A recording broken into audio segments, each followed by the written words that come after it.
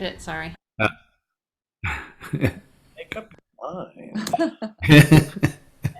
Record this computer at first, and I don't want to do that. So. Okay.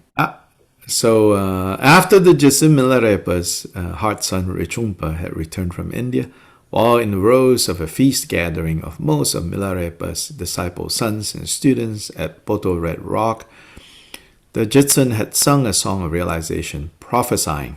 So now already we are being prepped for the arrival of Kampopa. Then students from Chuar invited Milarepa to come to their land, and so he stayed there, a meditator of the land clan from Dakpo. Dakpo is where Kampopa comes from too. Yeah? So this is Lengom Repa, a meditator of the Len clan. Lengom, Len is the name of the clan. Gom is like the meditate, to meditate. Yeah? Gom. So a meditator of the Len clan from Dakpo, captivated by what he had heard of the Jitsun's renown, came to meet Milarepa in person. At the moment he saw Jitsun's face, an excellent samadhi of bliss, clarity, and non-thought arose. He developed supreme faith. So these three, right, bliss, clarity, and non-thought, they are said to be three types of experiences that can arise as one progresses into deeper and deeper states of meditation. The experience of bliss, the experience of clarity, and the experience of non-thought.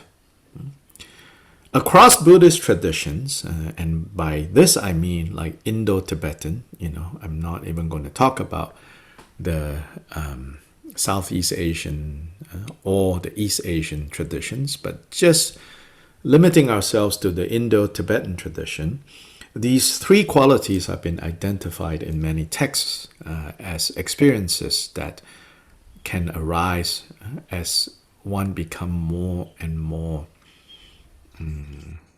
kind of as more altered, if we want to call it that, altered states of mind, when they become more and more easily for someone to achieve, then these three experiences can arise.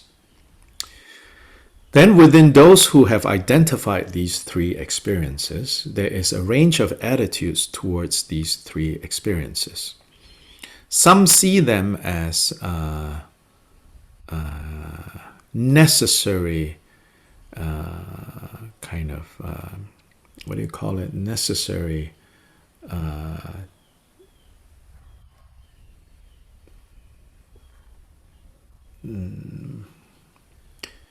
necessary kind of experiences to measure how close you are to the big kahuna.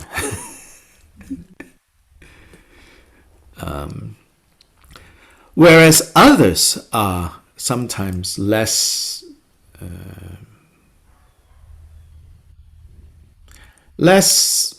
insistent that these three are necessary. And in fact, some might even rhetorically, at least rhetorically, possibly more, but at least rhetorically, saying these three are not necessary and could even be a trap. The experience of bliss, clarity, and non-thought.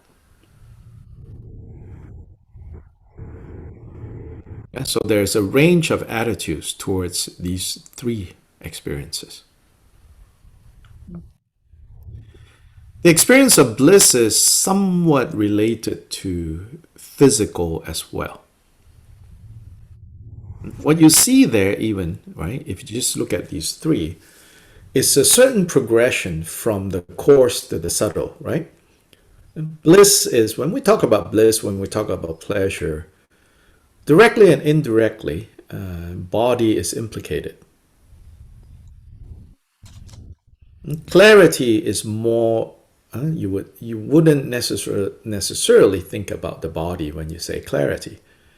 So that's taking us to a more mental experience. Then non-thought goes even beyond the mental, right? It's like non-mentation, non-thought, you know.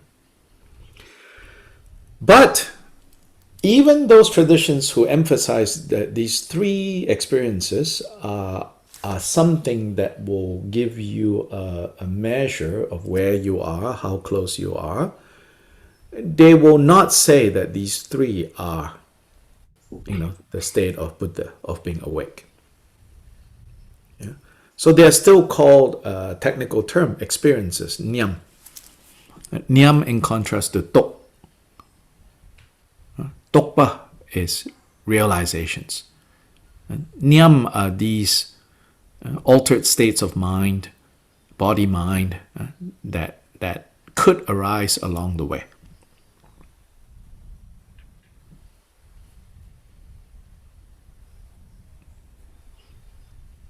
In this context here, it's saying that Lingam Repa, just by beholding Milarepa's face, he experienced bliss, clarity, and non-thought.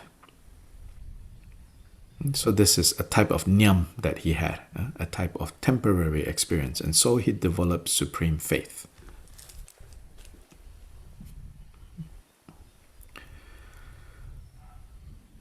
The traditions that are ambivalent towards these experiences often express their ambivalence, and sometimes, like I said, rhetorically rejecting these three experiences. When they do that, they often say that bliss is basically what is experienced at the height of being in the sensual realm, right? The realm of the senses, which is our existence downwards toward all the way to the hell realms, and our existence up to the sixth God realm. So in the God realm of this sense, in the world of the senses, there are the God realms, and the God realms are the realm of the four kings as the lowest, then the God realm of the 33, then the God realm of Tushita, then the one above Tushita that nobody remembers the name, at least I don't, and the one above. So 6, like that. Or another one, all 6. And so the 4 kings, the 33, Tushita, and 3 more. Now, interestingly, in this cosmology, right, these 3 more, at the height of the 3 more, right, at the very top, is where Mara resides. Yeah.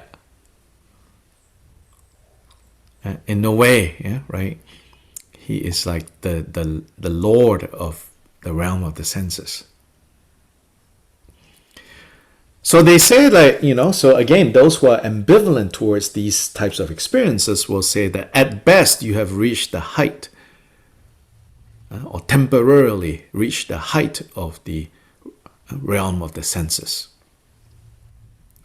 Then they say the experience of clarity is, at best you have reached the height of the realm of forms, called the Rupa Dhatu.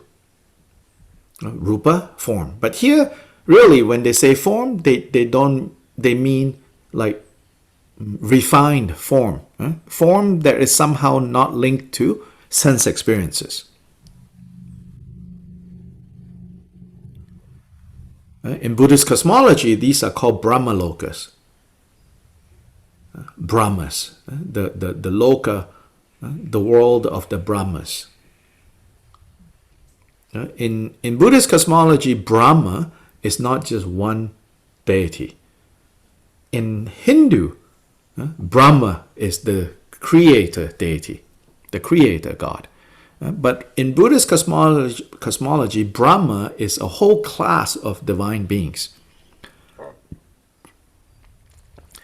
Then the gods of the 6 heavenly realms, celestial realms, within the realm of the senses, yeah, they are often called Deva, Devaloka.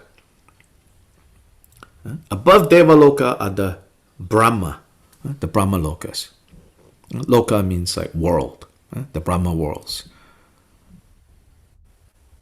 Within the Brahma worlds, I think there are 16. It's just like there are 6 in the world of the senses. The gods in the world of the senses, there are 6. In the Brahma world, there are 16.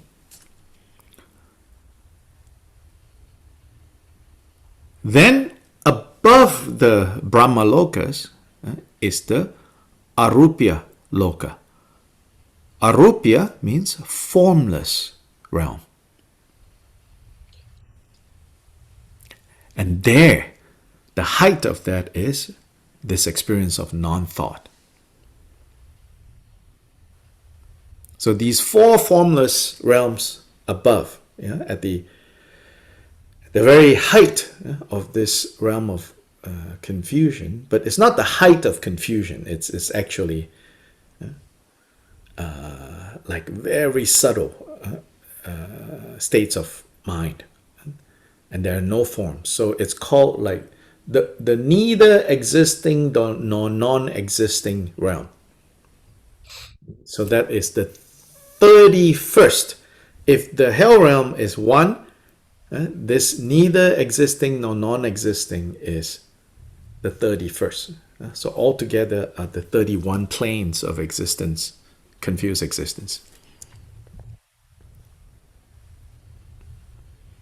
So there it is said that the experience of non-thought is what leads to rebirth in the realm of the formless realm. So back to like these 3 experiences, those who are ambivalent towards them or even see them as traps will say, steer clear from these 3 experiences.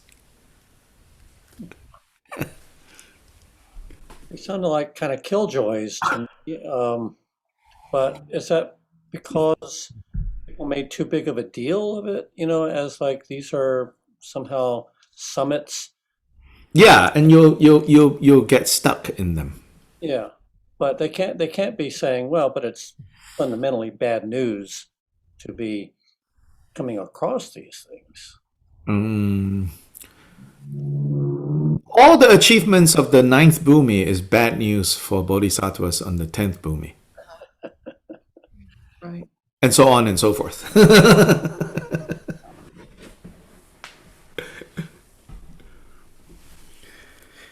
Yeah, so it's context. Yeah. And then you can say, then what about like those who object or are ambivalent to these 3 experiences, right? They are experiencing their ambivalences, not to 9th bhumi bodhisattvas, but they're expressing it to you and me, right? So then what's the take-home lesson there, right? Why are they, is there a take-home lesson there other than, they're just having a, rhetorical disagreement just to, show how I'm different from you. But no, I think there is a take-home lesson there, which is, on the level that, superficially, at least on the level that you and I can maybe connect to, is to say, whatever, like temporary experiences of bliss that you think you achieve, or clarity or non-thought, at best, they are just reaching the heights of these 3 samsaric realms and mistaking them as, I'm now enlightened.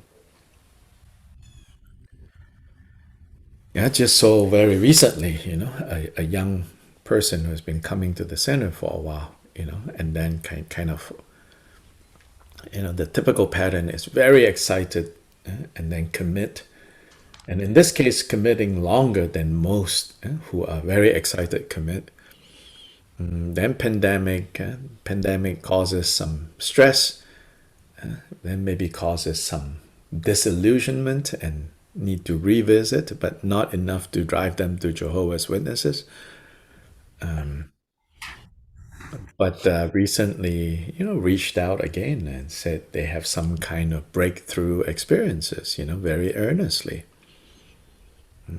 But the breakthrough is related to substances, which is also a time of breakthrough. Yeah, sure, has created those altered states of mind. And so talk to me about it, and then basically saying like I don't have those sufferings that I used to have. So texting me, after meeting, but I could tell, this is what we call demonic states, not in the Christian sense of demonic states, and now we need an exorcism. Then he texts, and I said, don't worry, it'll go away. He says, I think I am done experiencing suffering. I said, yeah, even that will be done. Don't worry.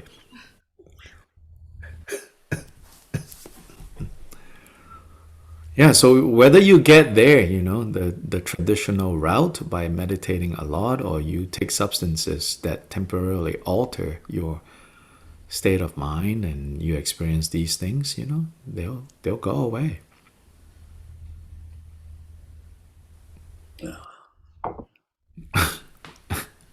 I'd join that betting pool, sure.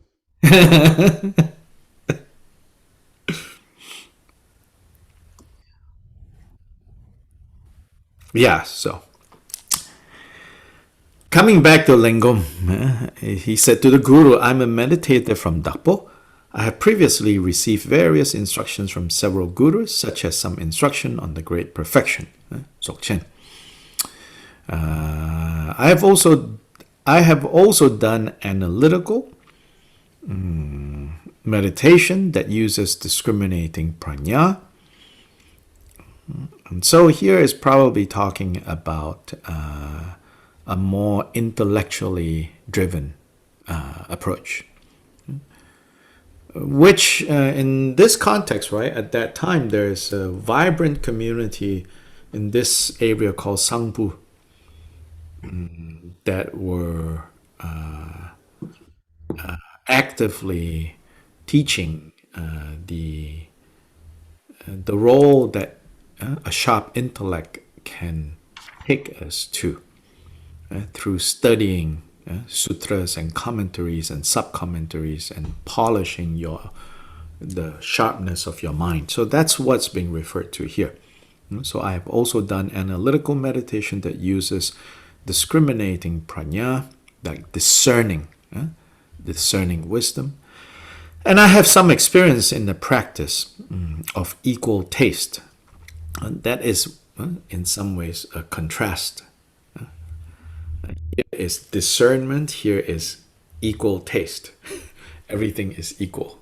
And so he's basically saying, I've done both opposite approaches. However, aside from a mere basic understanding of these, I have not gained any confident experience in any of them. Guru, since I heard of your renown, I have come to request the Dharma from you. Please grant me Dharma. So then Milarepa replied, have you had experiences like these in your practice? Have the Guru's genuine key instructions not strayed into becoming mere words? Has your discriminating prajna not strayed into clinging to duality? Has the view that has to be realized not been taken by the enemy, which is duality, perceive and perceiver? Has your meditation concentration, without reference point, not been undone in the treacherous path of characteristics? Has your conduct of the practice of equal taste not strayed into having doubts? As for the fruition of nirvana, have you not hoped to get it from somewhere else?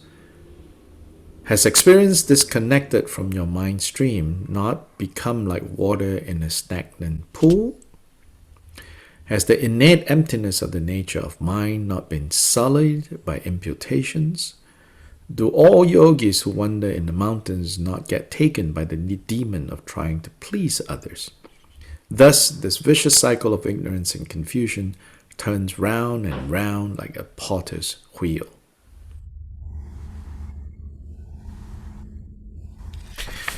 Yeah, so Milarepa here is asking these questions, and in doing so, he is teaching how the different ways of straying away from the authentic path, different ways, the different strayings that could happen. So, Guru's genuine instructions straying into just mere words.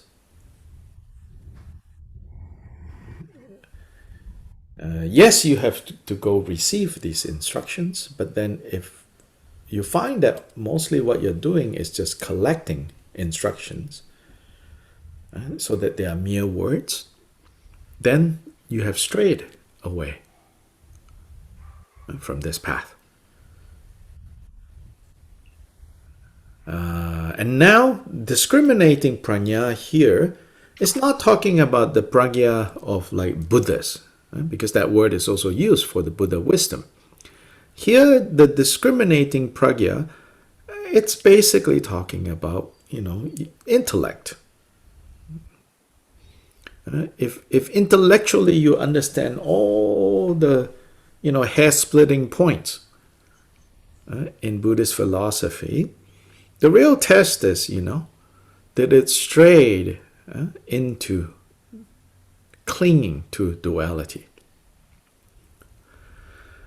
And here the context, I think, it's talking about, yes, as you master all the different categories that have been identified and developed and further categorized in a systematic approach to studying the Buddha's teachings, be careful that you don't simply, just mistake the menu for the meal. If you do that, then you have strayed away. Has the view that is to be realized not been taken by the enemy, perceiver and perceived?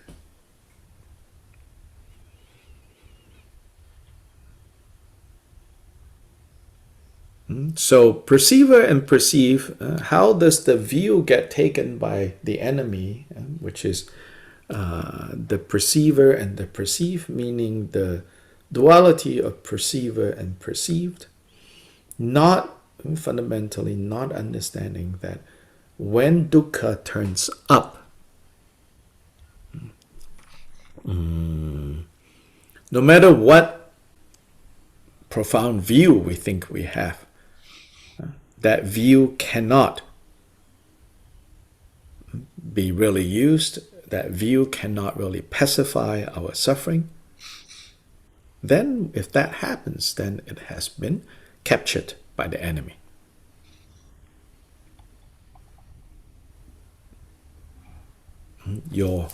What you think to be your realization of this, highest view.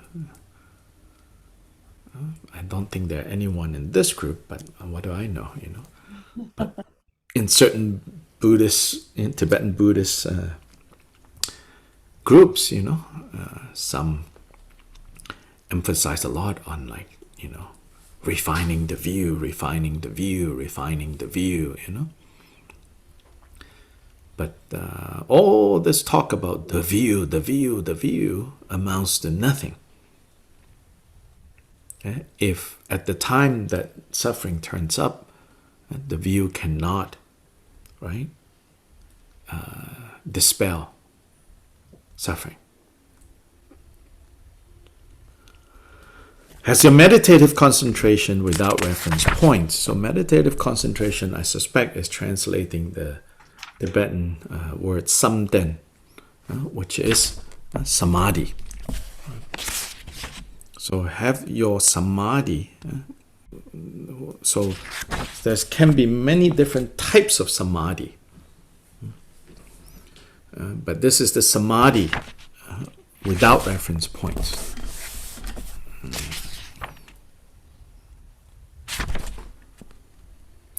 So have this samadhi. So the notion of samadhi is that it's stable. Sama. Sama means same. Means it's stable.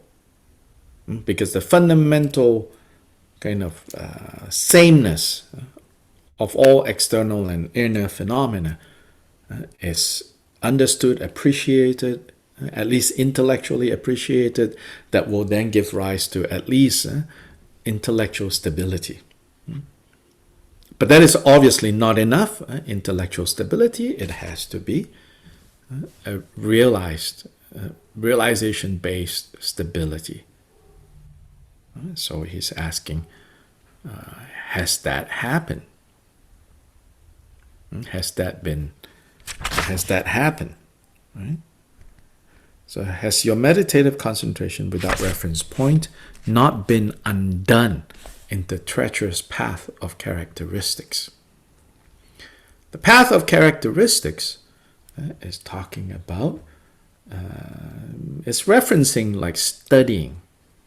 And studying all the different categories, studying, mastering all your categories, your subcategories.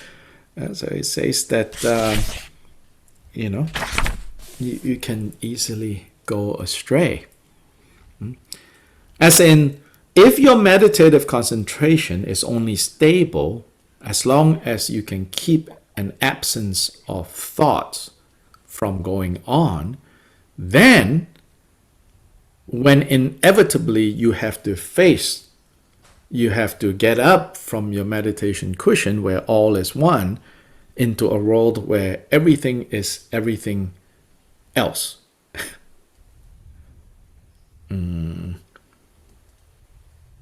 Then has your samadhi been undone? True samadhi cannot be undone whether you are on the cushion or off cushion. That's sometimes called a vajra-like samadhi, meaning indestructible samadhi. That is not reliant, that is not dependent on external conditions. Has your conduct of the practice of equal taste not strayed into having doubts? So the practice of equal taste is to be able to regard all experiences that we label pleasant, therefore desirable, or unpleasant, therefore undesirable. Are we able to see that whether they are pleasant or unpleasant is already a second level experience and judgment going on? There is a more basic level where their reality, their temporality is recognized as simply interdependently, so precariously abiding, appearing for as long as this precarious, unstable set of conditions are there, and once the conditions are gone, then it turns into something else. So it says, so is your practice of equal taste based on the stability mentioned in the point made before, whereby really now it's equal, or have you now strayed into having doubts? Is it equal? Is it the same or not the same? Have you not hoped to get it from somewhere else? Has experience disconnected from your mind stream not become like water in a stagnant pool?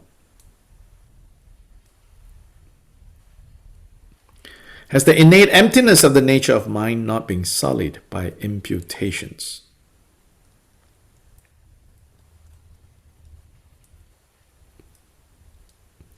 So especially in the debate tradition, especially in the applying of what it calls discriminating prajna, right? especially in those contexts,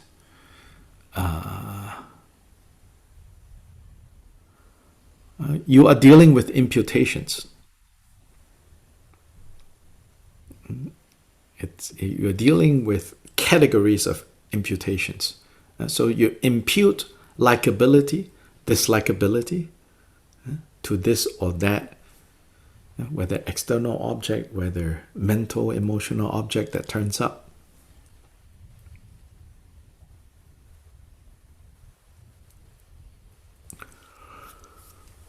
As for the fruition of nirvana, have you not hoped to get it from somewhere else? Yeah. As for the fruition of nirvana. So are you thinking that nirvana is really somewhere else? In other words, do you not get it? Nirvana and samsara, it's all within this fathom-long body, as the Buddha said.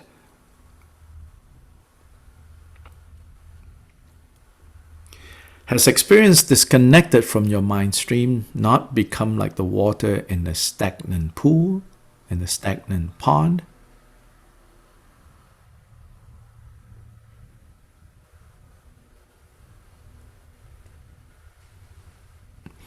It's unclear to me, actually, what this is referring to. Has experience disconnected from your mind stream not become like water in a stagnant pool?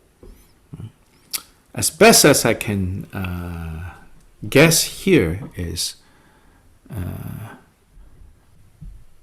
to relate to experience as if it's out there waiting for the mind stream to go appropriate. In other words, things exist out there. Again, be careful, right? The footnote here is, this is not ontology. This is not talking about, the physical, the ultimate physical reality or illusory reality or, illusory nature of the physical things. This is talking about matters of liberation, freedom. Since freedom in the end, according to the Buddha, the freedom that he taught isn't a freedom from the unpleasantness of the world, but rather freedom from mental defilements, from mental hindrances. So here I think what it's saying is, if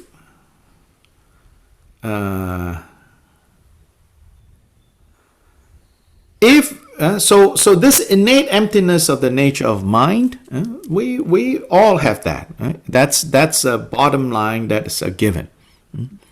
But now it has been sullied by imputations, because not understanding that, then we automatically impute, and then what we have imputed we think have independent existence from our imputations. That they somehow turn up by themselves, rather than they were birthed by me.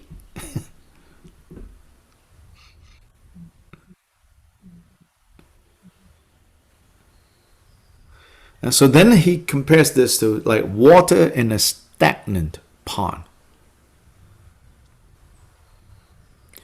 Which is interesting, Here is saying, to me, it's this analogy is like stagnant, not moving. So the dynamism, the dynamic nature of all phenomena, somehow we have made it dull,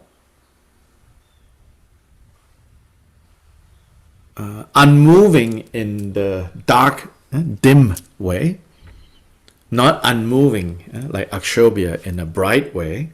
Literally, his name Akshobhya is unmoving, right? at So the there's, same, yes. but at the same time, it suggests a clarity because it's not stirred up. That's a common metaphor of clearing, but that static quality is sort of a, Not in this case, yeah. Here is not talking about that kind of clarity of the, yeah. the I'm, pond. I was going to go towards that. It's mistaken for clarity because it's still, Mm-hmm. you know, but it's stagnant. It's It's stagnant. Yeah. So here is talking about when you separate what you have imputed from the act of imputing, then what you have imputed is like this stagnant water in a pond that is not moving. Yeah. yeah. So sullied by imputations, right? In the end, can the innate emptiness of the mind be sullied? No. But when we are sullying it, we definitely experience the effects of the sullying.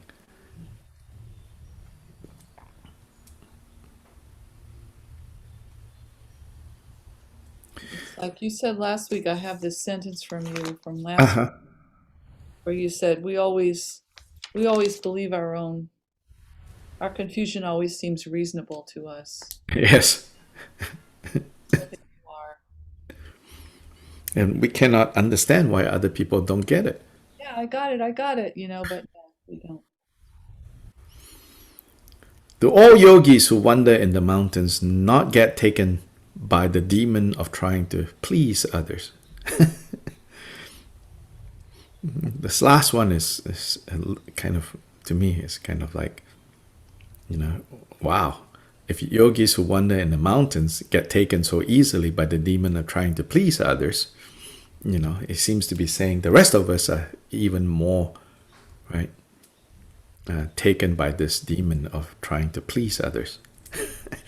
That one is almost like, Milarepa's independent style, It's like he throws it, right, I don't know. To me, it's like a out of place, In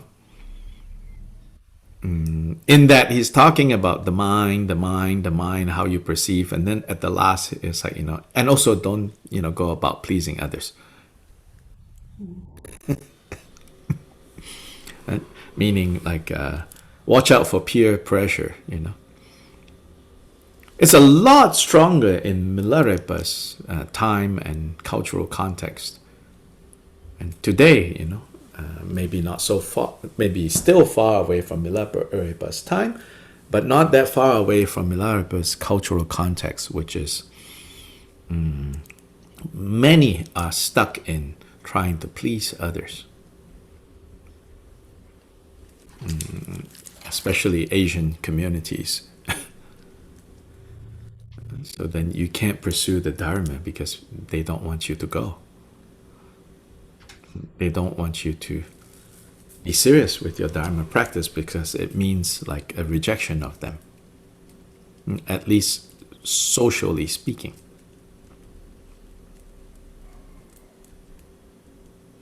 And thus, this vicious cycle of ignorance and confusion turns round and round like a potter's wheel. Can I ask a question? Mm-hmm.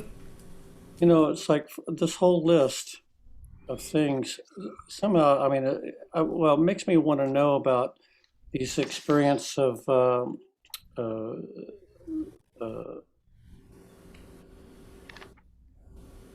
is he saying that those are not genuine experiences, or those are experiences are fine, but it's what you try to do with them afterwards? Yes. Mm-hmm. That samadhi is fine as it is, but there's that kind of, in other words, if it was really genuine, it would stick. Or Yes. just the tendency to want to elaborate and say, what is this? What kind of samadhi is this? What are the Mm-hmm. level of samadhi is this? Mm-hmm. That kind of like, and that expresses a lack of confidence in the basic experience. Whatever it is, one way or the other. And primarily, I think it's the issue of thinking I got it. Yeah.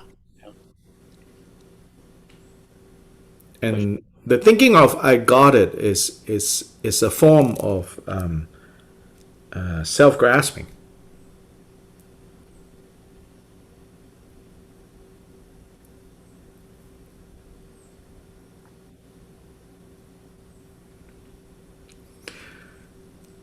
The antidote to self grasping is not self hating.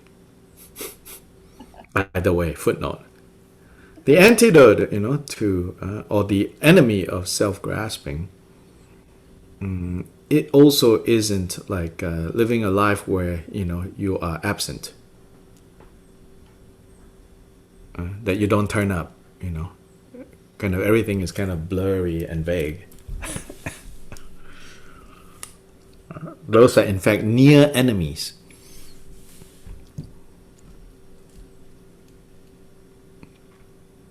In Buddhist analysis of mind and qualities of mind and mental defilements, it's very, I think, insightful when they coin these expressions, like the antidote to this mental defilement, the cause of this mental defilement, the food that you feed to this mental defilement,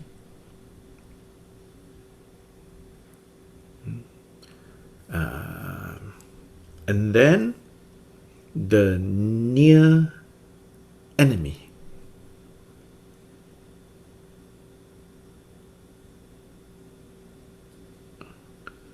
So, like for example, near enemy.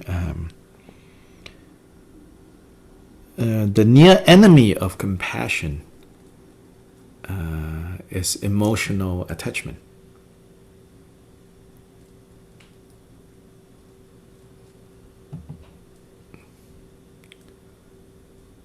Emotional attachment that leads to, in other words, like emotionality. It's a near enemy because, as in, it masquerades itself as compassion. So it's a near enemy. It's hard to see that enemy near in that sense. It bears resemblance to a virtue, but it's not. In fact, it stands in the way of that virtue, that skillful state of mind increasing.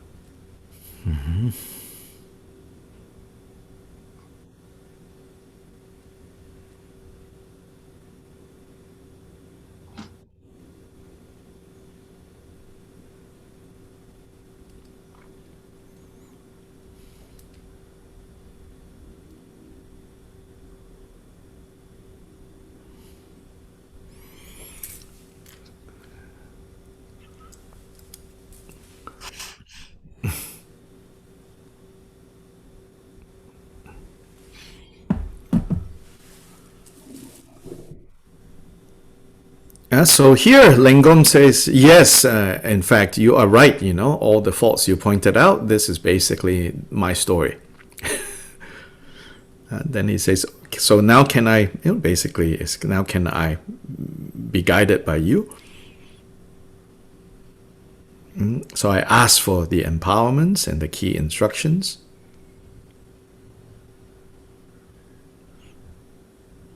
So Milarepa gives him that. But then Milarepa understood, that he is preoccupied with the idea that, he needs to go to places.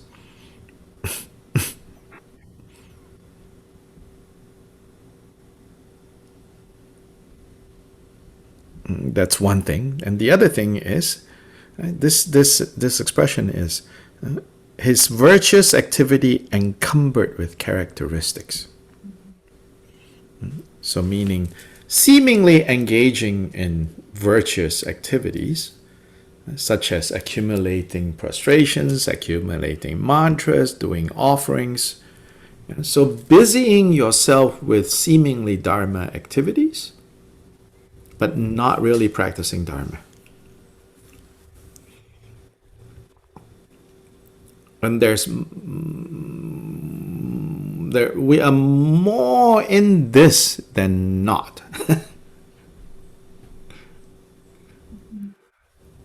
So there is the story of how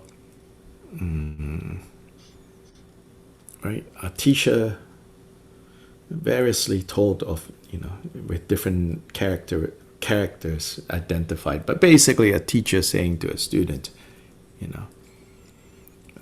watching the student circumambulate a stupa, and teacher said, "What are you doing?" He said, I'm circumambulating this stupa, and the teacher says, "Oh, that's very good.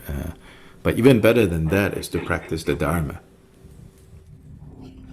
And then he thinks, "Oh, I need to do something more rigorous." Now he's doing prostrations in front of the stupa. So, "What are you doing?" "I'm doing prostration." "Oh, that's very good. But why, better than that is to practice Dharma." Then he thinks, maybe I should circumambulate with prostrations, Everything, he does. And teacher says, that's good. But better than that is to practice the Dharma, Finally, it's like, what do you mean, It's like, well, I'm talking about subduing these mental defilements. If you superficially take up the techniques, take up the methods, but you're not using the methods to remove these kleshas, then you're just going through the motions,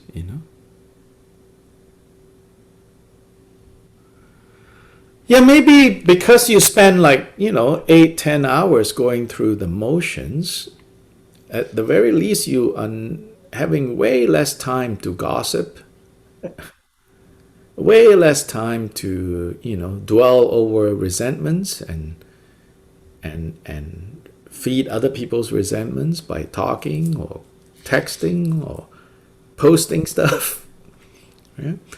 To that degree, of course, you have minimized, creating suffering to some extent. But you're not using the Dharma the way it's intended to, which is to remove these kleshas.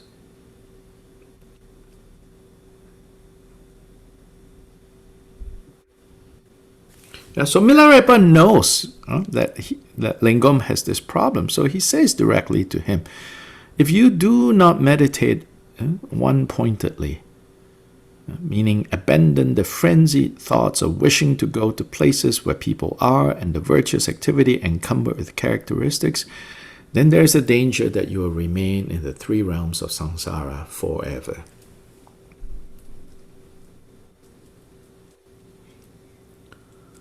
To meditate one-pointedly, again, it's not talking about developing a laser-like, type of single-pointed. I think this expression of single-pointed, it's more like single-pointedly washing dishes. Or I think an even more apt is single-pointedly driving. Yeah, so a good driver will tell you being single-pointedly driving is not about, focus on getting to where you want. Even if successful in getting to where you want to go, is part of, the single-pointedness. But for single-pointed driving, it means other than the necessary other than what is necessary for actually driving, the rest are distractions. right? So answering text messages, that's a distraction. Planning what I'm going to say when I arrive there at this important meeting, that's a distraction. But single-pointed driving is a kind of driving where you are present. Your field of vision is mostly in the front, but you are also open to what's going on left and right, but without any attachment. All your senses are awake. So this is like you are in the driving zen, as they say, you know. But it's not a zoning out at all. So that, you know, and so then you become, right, what do they call it? Not aggressive driver. You become a what? Sorry? Defensive? Defensive. Yeah, defensive, right. Although that term doesn't sound so good here.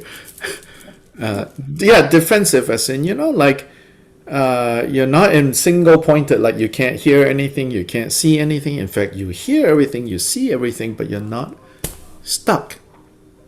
You're present. So other people driving dangerously, you without panic, without, you know, you can just move out of the way. You're constantly without stress. So it's that kind of constancy. Without stress, you're assessing, right? All the situation. You know to look up at your rear mirror. You know to look at the side, but without stress, you know. It's that kind of single-pointed meditation that he's talking about. If you don't meditate wholeheartedly, I think, would be a way to translate. It's not so literal. In fact, the words are quite literally single-pointed. But I think with our type A, over excessive type A culture, maybe to say wholeheartedly, if you do not meditate wholeheartedly, again, meditate is, I really more and more just don't like this word meditate and mindfulness. Cultivate. Cultivate, wholeheartedly cultivate.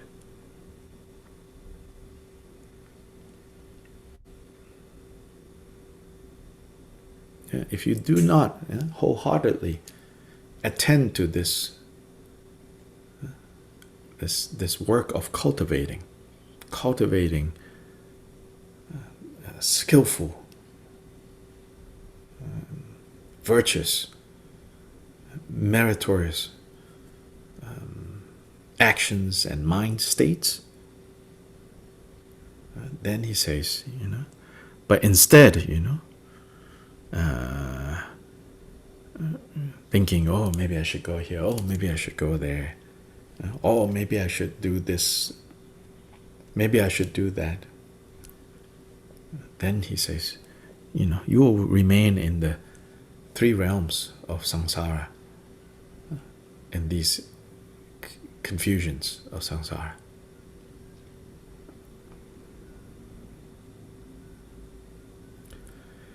Where at best, you know, in the first realm, you at best you get some kind of experiences of bliss.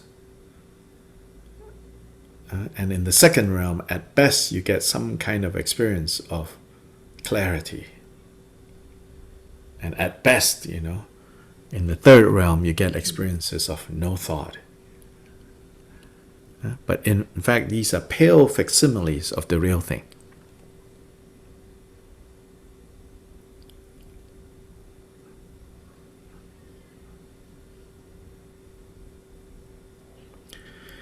So the what is the real thing then? Then the real thing is how Buddhas are described, you know. So Buddhas aren't, you know, the 10 powers of the Buddhas, you know, lists like that. They don't dwell on like, oh, he is, you know, experiencing bliss, experiencing, you know, something more direct. It says that kleshas don't arise for them anymore.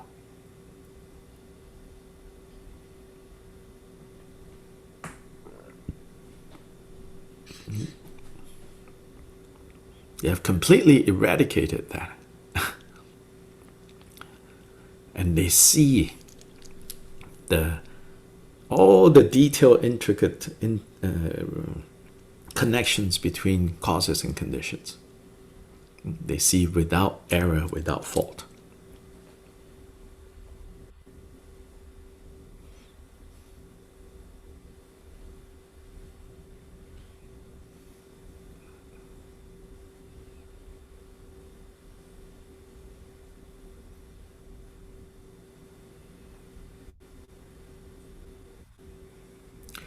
So, questions, comments? I don't think we should start the next song.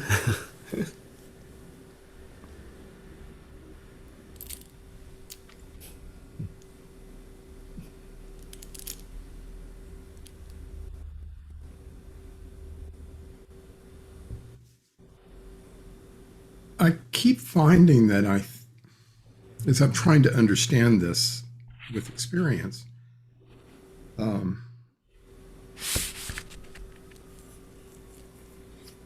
that I'm difficulty is cultivating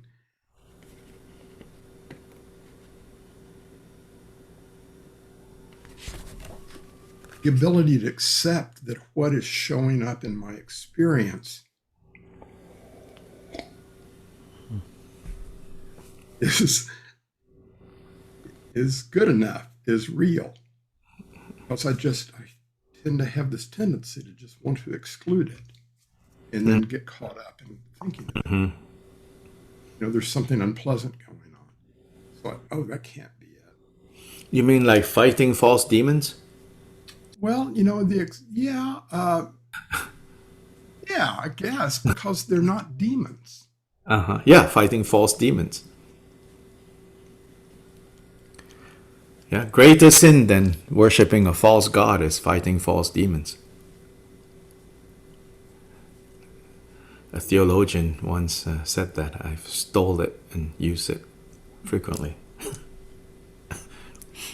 Yeah, I don't want to see them. I don't want to accept this unpleasantness. This is part of my experience. And when I can, a bit, it's not that bad. Right. What it is. Right.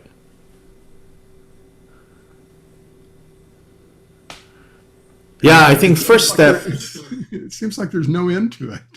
Oh yes, yeah, of course. I mean, first step is to not shove it aside. Then, if we succeed in not shoving it aside, letting it have its space, its day, then I think that's when things can also get tricky, because then it might get personalized. But it's not enough, I feel, to stop at just letting it be, right? And then it'll go away, right? But to also, now this is depending on how much skill we have developed. And skill is something that has to be developed, has to be cultivated, right? Which is to be able to see, to whatever degree we're able to see, what is the interdependence that led to this unpleasant experience. So in other words, seeing how this particular dukkha arose. And until we're Buddhists, we cannot see completely. But before we are Buddhists, we can see to a certain degree, and then if there's something to be learned there, that was an unskillful action that was taken that now has given rise to this. Then if we can kind of reinforce or strengthen the resolve not to create unskillful causes,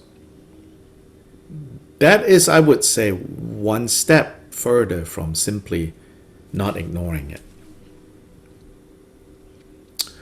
So maybe in this whole spectrum, first is blaming someone else. That's like, standard procedure. Then when we learn enough not to do that, then our next strategy is shove it away. Then when we learn not to do that, then we might then take the blame and be really hard on ourselves. So then we also need to learn at that stage not to do that, but to be able to see in a depersonalized way how karma is playing out here.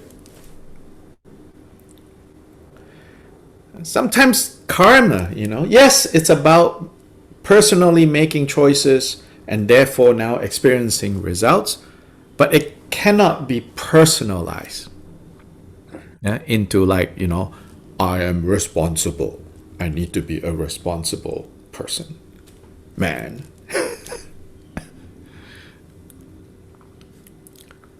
Yeah, there's a difference between, seeing how karma is working and personalizing it into, I think sometimes,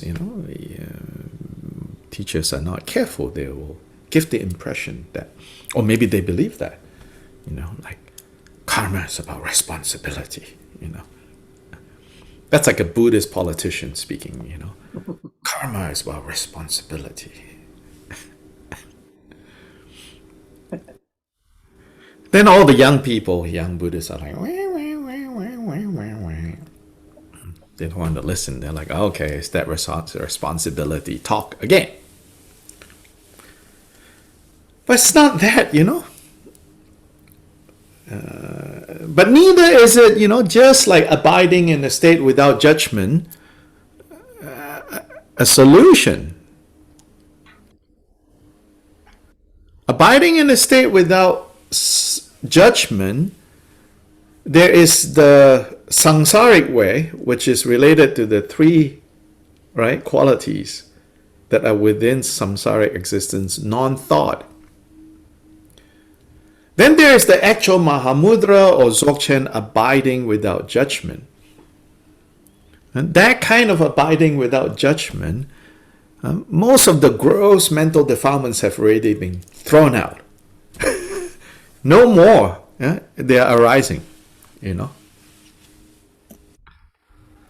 So if you attended the Anapanasati class that I started, you might remember me using the analogy of so cultivating, so you have a raised bed and you have a vegetable box, you can't start with I'm just going to pay attention without judgment, the weeds are going to take over.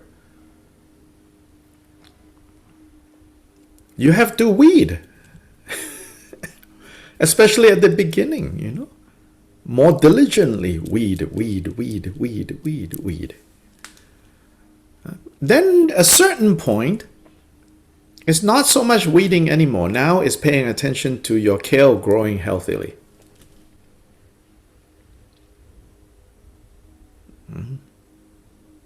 Now, you can say, more like resting nature of mind. Yes. But until a certain degree of weeding has been done, if you would start off by just saying, I'm just going to, it will give some relief from the gross suffering that we are under the power of right now. No doubt. That's why it's attractive, That's why those types of teachings are attractive, because it really gives a break from.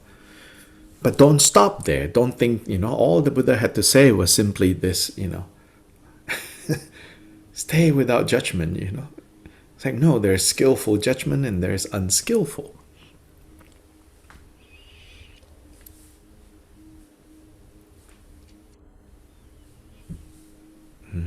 So the false non-thought, can be very alluring. So we sort of turn into zombie-like existence. Then we think, oh, this must be it, equanimity.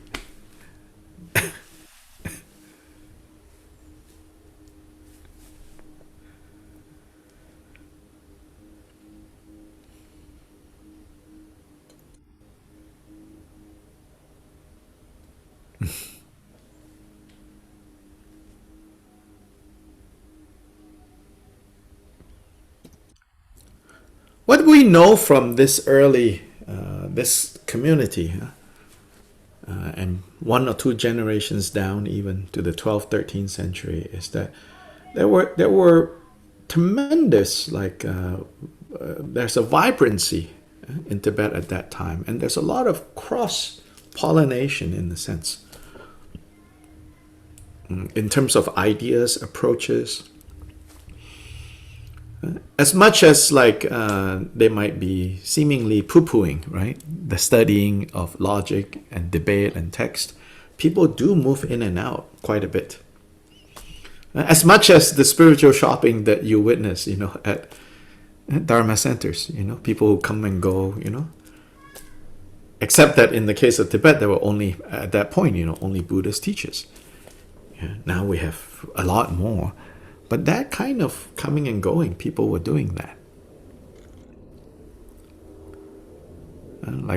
We're working on these translations of Jigten Sunggen's teachings.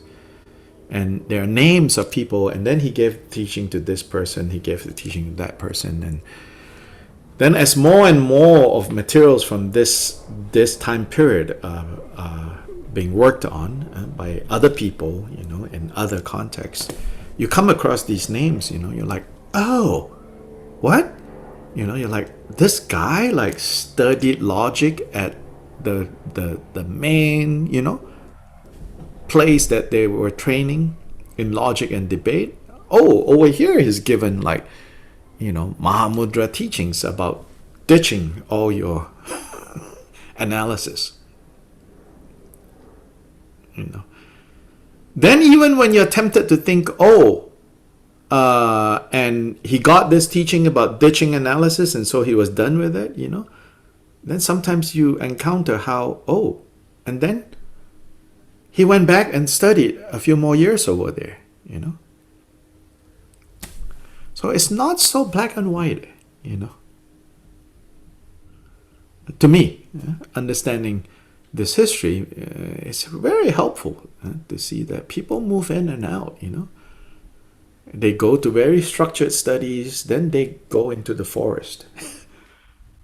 After a few years of being in the forest or in the caves, they go back into structured study.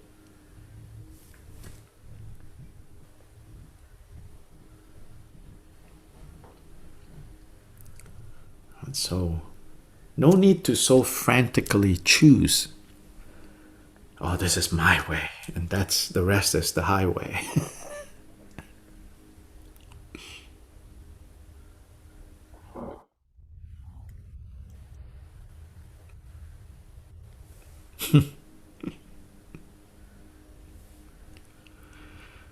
Okay. Time to get going. Good.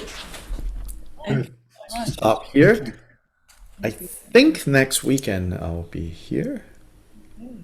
I'm not certain, but let's see. All right. Well, we're on a streak. Thank you. Yeah. Okay, see you all Bye, everyone. in other contexts sometime this coming week. Bye-bye. Thank you. Thank you. Thank you.